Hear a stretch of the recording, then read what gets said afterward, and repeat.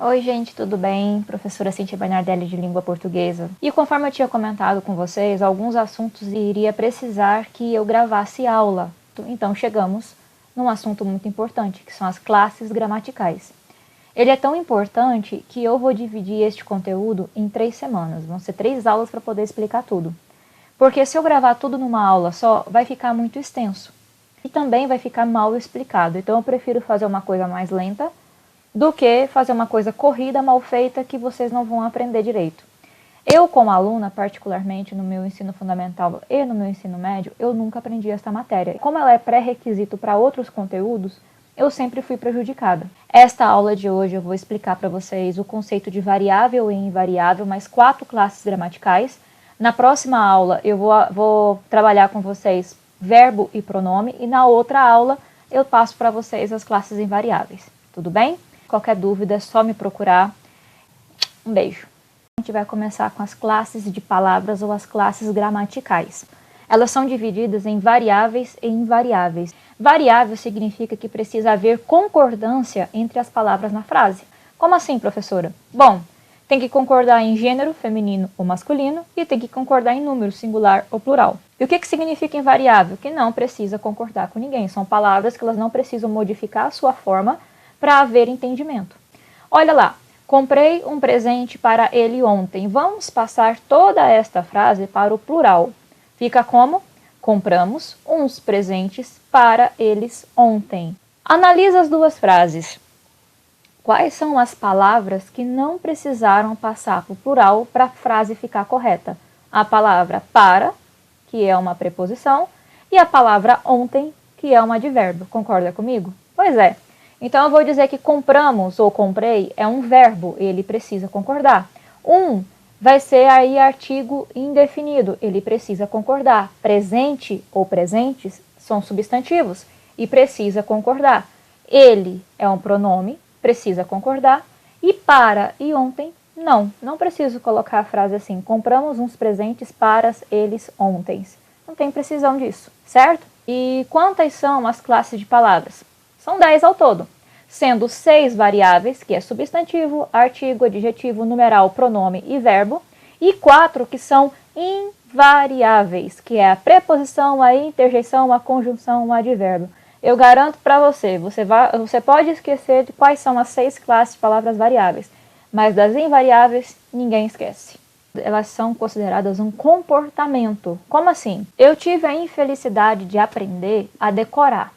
Bonita, adjetivo. Casa, substantivo. A questão aqui não é você decorar, é você entender. Por quê?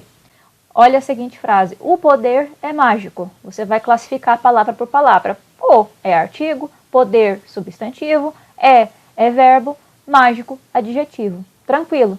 Mas e essa aqui? O mágico tem poder. Você vai dizer então que o é artigo, o mágico é substantivo, o tem é verbo, e o poder é substantivo. Você percebeu que a ordem inverteu? Que o mágico na primeira sentença ali é adjetivo e na segunda ele passa a ser substantivo? Pois é, na verdade, neste estudo de língua portuguesa, você vai analisar como é que cada palavra se comporta. E por causa daquele determinado comportamento, ela se classifica de tal forma. Ok? Então vamos começar agora pela classe de palavra mais importante que existe, que é qual? O substantivo. Por que ela é mais importante? Porque ela nomeia tudo o que existe. O substantivo, ele substitui, literalmente. Eu vou dizer aqui a palavra, por exemplo, óculos, certo? Você já pensou se toda vez que eu fosse fazer alguma menção ao objeto óculos, eu não tivesse uma palavra para determinar, eu tivesse que desenhar o óculos, ou então mostrar, quebrou, ficaria muito difícil. Então, o substantivo, ele nomeia tudo o que existe. Por isso, ele pode ser chamado simplesmente de nome. E essa informação aí, essa informação aqui que eu posso chamar o substantivo de nome, ela vai ser muito importante lá na frente. E o substantivo sempre vai ser o núcleo da parte nominal, ou seja, a palavra mais importante. Se eu tiver lá um substantivo, um pronome, um artigo, um numeral, um adjetivo, tem lá 5 palavras. Qual vai ser a mais importante? o substantivo. Justamente por causa dessa função dele, que é substituir, nomear tudo que existe. Aí eu sei que vocês vão lembrar lá da tia, lá da 4ª série, da 5ª série, que ensinava pra gente as classificações do substantivo. Só para relembrar, o substantivo ele pode ser chamado de comum ou próprio. Por exemplo, se eu falo aqui menina, pode ser qualquer menina, mas se eu estou falando da Joana, não é qualquer pessoa, não é qualquer menina, é a menina Joana. Ele pode ser primitivo ou derivado.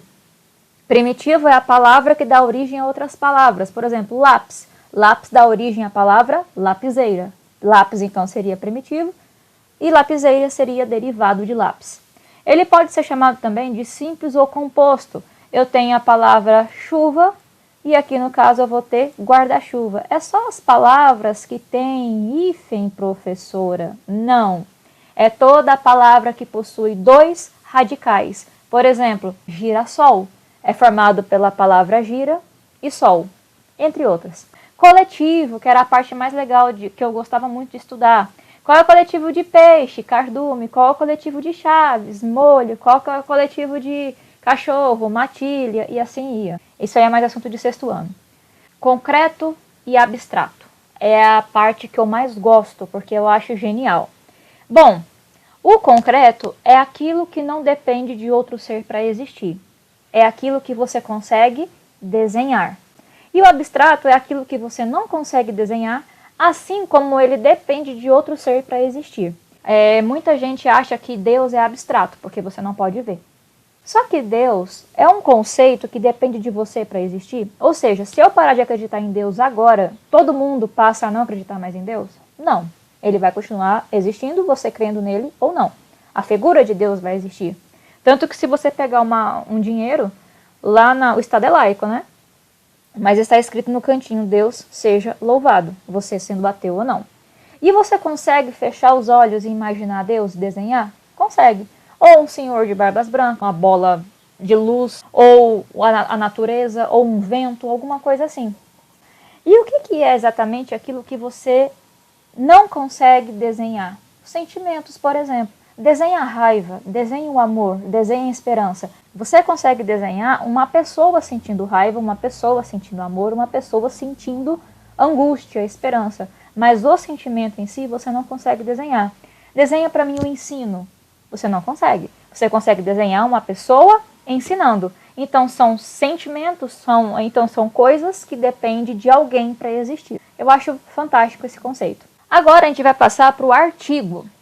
Toda vez que eu pergunto para um aluno o que é artigo, ele responde para mim o seguinte: o, a, os, as, uma, uns, umas. Eu não estou perguntando quais são os artigos, eu estou perguntando o que são os artigos. Neste caso, os artigos são as palavras que definem ou indefinem o substantivo. Como assim? Imagine a seguinte situação. Já era para ter começado a aula tem 10 minutos, nada da professora chegar no primeiro horário, aí o representante da turma vai lá na direção e para ver o que aconteceu. Ele volta e diz o seguinte: a professora faltou. Vocês gritam, uhul! E pronto. Subentende que vocês já sabem que professora é essa que faltou. Agora, uma professora faltou, vocês vão gritar uhul, mas vão perguntar qual, porque existem outras professoras na escola. Então, quando eu falo para vocês que define, é como se ele já deixasse particularizado que professora é essa, que ser é esse, tá? Agora, se eu coloco uma, uns, umas, indefine, pode ser qualquer uma. Muita gente não leva em consideração o estudo do artigo, porque acha que é só isso. Não é. Em muitas construções, a frase pode estar totalmente invertida. Quem é que vai denunciar para mim quem é o núcleo? Quem é que vai denunciar para mim quem é o sujeito? Quem é que vai denunciar para mim quem é o substantivo? O artigo. O artigo é o dedo duro da oração. Próxima, adjetivo. A gente aprende que o adjetivo, ele indica uma qualidade do substantivo. Eu prefiro trocar essa palavra qualidade por característica do substantivo. Porque nesse caso aqui, a menina é bonita, o menino é bonito, beleza, é um adjetivo, é uma qualidade. Mas nesse caso aqui, o carro é amarelo. É uma qualidade do carro ou é uma característica do carro? Então é melhor colocar característica. A característica da menina ou do menino é ser bonito ou bonita. A característica do carro é ser amarelo e não uma qualidade. Nossa, você tá tão amarelo hoje, é uma característica, não uma qualidade, tá? E o adjetivo, ele concorda completamente com o substantivo. O adjetivo, ele também vai ter as suas classificações, mas eu não vou entrar nesse assunto com vocês, tá? Porque o foco do estudo das classes gramaticais é dar uma introdução para os tipos de sujeito e a transitividade verbal. Próximo, numeral. Ele vai indicar a quantidade ou a ordem do substantivo. Ele também varia para concordar, porque eu posso colocar para vocês, os 2 alunos chegaram, as 2 meninas faltaram. E o que significa a ordem? O 3º ano é o mais corrido, a 3ª série foi bem tranquila, a 3ª colocada faltou, e assim sucessivamente. Então, o numeral ele também concorda com o substantivo, indicando quantidade ou ordem. No caso das classes gramaticais, tem uma grande dificuldade que é saber se uma vai ser numeral ou vai ser artigo indefinido. Olha só essa frase aí. Uma deusa, uma louca, uma feiticeira. Ela é demais. Esse uma aqui, ele está indicando quantidade ou ele está indefinindo quem é que essa ela que é demais? Bom, para ser numeral, tem que ter alguma coisa no contexto que me indica que eu estou dizendo sobre quantidade. Se eu não tiver, então significa que isso aqui é artigo indefinido.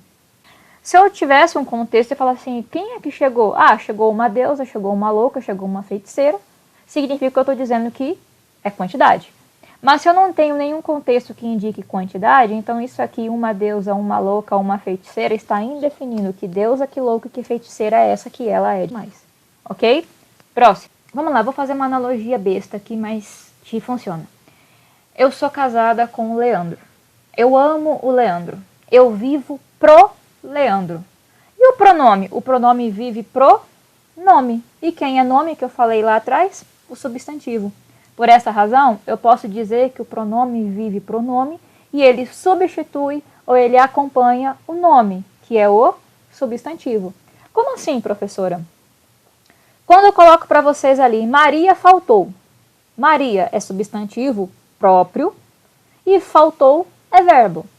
Mas se eu colocar para vocês, ela faltou, ela é um pronome que substitui Maria. Oh, saco! Eu posso colocar ela faltou. Ela é um pronome que substitui Maria. Então, nesse caso, o pronome substitui o nome. E quando ele acompanha? Aquela aluna faltou. Aquela é um pronome demonstrativo, aluna é um substantivo, faltou é um verbo. Então, neste primeiro caso aqui, eu tenho um nome, certo? Um substantivo. Aqui eu tenho um pronome substituindo o substantivo. E aqui eu tenho um pronome acompanhando o nome. Então, a aula de hoje é isso. Nós trabalhamos, então, os conceitos do substantivo, que é o que nomeia tudo o que existe, do artigo que define ou indefine o substantivo, do numeral, que indica quantidade ou ordem, do adjetivo, que indica característica do substantivo, e do pronome, que vive pronome. Ele substitui ou ele acompanha o substantivo. Na próxima aula, eu vou trabalhar com vocês as classificações dos pronomes e vou trabalhar com vocês também o verbo, que é a classe gramatical mais extensa que existe, que tem mais variações, que tem mais flexões, ou seja, mais variações. Então, a aula que vem vai ser um pouco extensa. Beijo enorme e bons estudos. Qualquer coisa me procura, tá bom? Tchau, tchau.